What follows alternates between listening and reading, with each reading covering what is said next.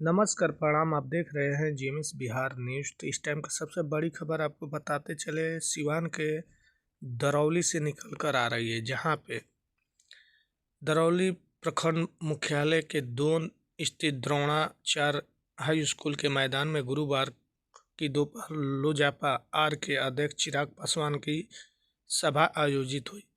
इस दौरान दरौली, गुठनी, असम, आंध्र से सैकड़ों एनडीए कार्यकर्ताओं ने बढ़ चढ़कर हिस्सा लिया। दरौली विधानसभा के एनडीए उम्मीदवार विष्णुदेव पासवान के पक्ष में सभा आयोजित हुई। सभा को संबोधित करते हुए पूर्व विधायक रमेश सिंह कुशवाहा ने कहा कि माले एक पार्टी नहीं है, बल्कि एक संगठित गिरोह है, जिसमें करीब 2 दशक पहले ही मैंने उसे छोड़ दिया था। सांसद विजय लक्ष्मी देवी ने कहा कि मौजूद सभी मतदाताओं और पार्टी कार्यकर्ता मिलकर युवा प्रत्याशी को विजयी बनाए। पूर्व विधायक सुनील कुमार ने कहा कि कार्यकर्ता के बदौलत ही चुनाव जीता जाता है।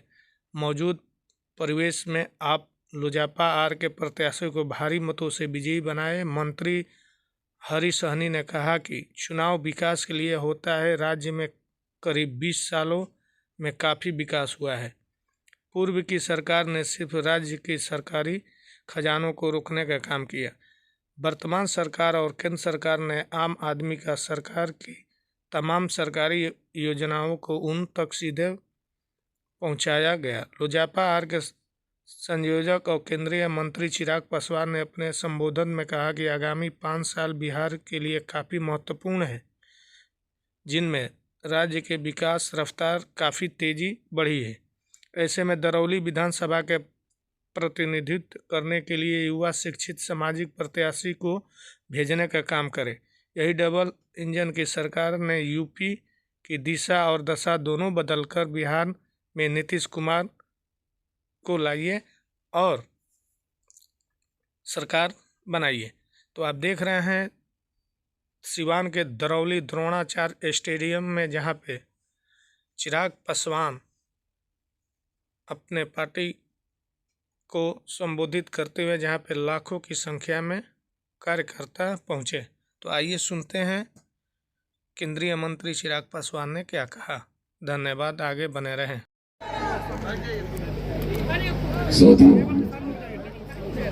गला फंसा हुआ है, फिर भी प्रयास करूंगा कि आप तक अपनी बातों को पहुंचा पाऊं।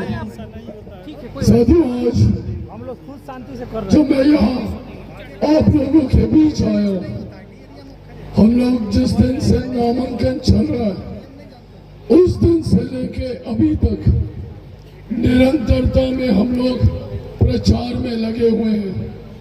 नामांकन सभा के माध्यम से, नामांकन समाप्त होने के बाद प्रचार प्रसार के माध्यम से अभी तक जितनी भी विधानसभा में मैं गया हूँ और जो भी रुझान सामने आ रहे हैं और जो भी सर्वे रिपोर्ट सामने आ रही है, एक बात तय है, एक बात स्पष्ट है कि आगामी 14 नवंबर के बाद एक बार फिर बिहार में एनडीए की सरकार बनने जा रही है। इसमें कोई संदेह नहीं। और इसीलिए आज ये विशेष आग्रह करने आप लोगों के बीच आया हूं कि जो एनडीए की सरकार, उस सरकार में दरौली विधानसभा का प्रतिनिधित्व करने वाला का विधायक होना चाहिए। लोक जनशक्ति पार्टी रामविलास का विधायक होना चाहिए। ये जिम्मेदारी अब आप सबके ऊपर है। इसका कारण है साथियों, क्योंकि हमारी सरकार प्रधानमंत्री नरेंद्र मोदी जी के सोच वाली सरकार है। हमारी सरकार बिहार में मुख्यमंत्री नीतीश कुमार जी के नेतृत्व वाली सरकार होगी। हमारी सरकार आदरणीय जीतन राम मांझी जी के समर्थन वाली सरकार होगी। उपेंद्र कुशवाहा जी के समर्थन वाली सरकार होगी।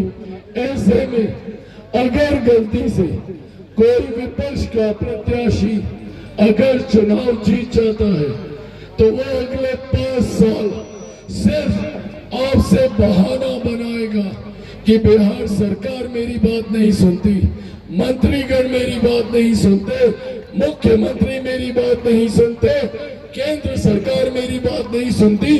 अगले 5 साल जहां बनिस्बत दूसरे विधानसभा विकास की राह पर तीव्र गति से आगे निकल जाएंगे, तो वही हमारी दरौली विधानसभा विकास के उस मापदंड पर पिछड़ती जाएगी, क्योंकि अगले 5 एक स्वर्णिम काल की तरह होने वाले हैं।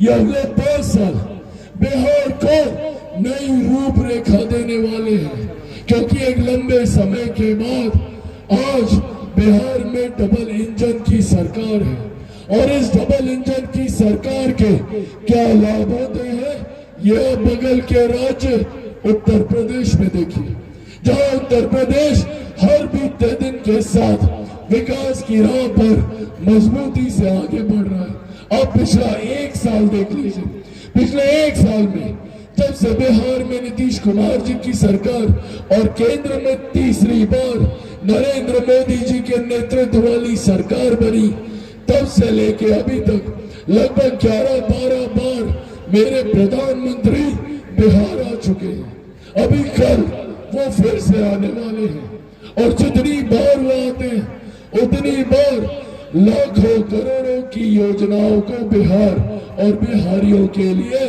समर्पित करके जाते हैं। ऐसे में अगले 5 साल आप सोचिए, जब केंद्र में एनडीए की सरकार होगी और निरंतरता में बिहार में एनडीए की सरकार होगी, तो सोचिए बिहार कितनी तीव्र गति से विकास की राह पर आगे बढ़ेगा। और ये हम लोगों का संकल्प भी है। मेरे प्रधानमंत्री 2047 तक सिर्फ पछताते रह जाएंगे, और दूसरी तरफ महागठबंधन वाले जो आएंगे तो जरूर आपके बीच और बड़ी बड़ी बातें भी बोलेंगे, पर पूछेगा इनसे, जो महागठबंधन के नेता एक दूसरे घटक दल को ही सम्मान ना दे और मुझे क्या सम्मान देंगे, ये सवाल पूछेगा महागठबंधन के लोगों से। आज इनकी आपसी लड़ाई एक दूसरे के नेता को नीचे दिखाने की लड़ाई है, एक दूसरे के सम्मान को ठेस पहुंचाने की लड़ाई।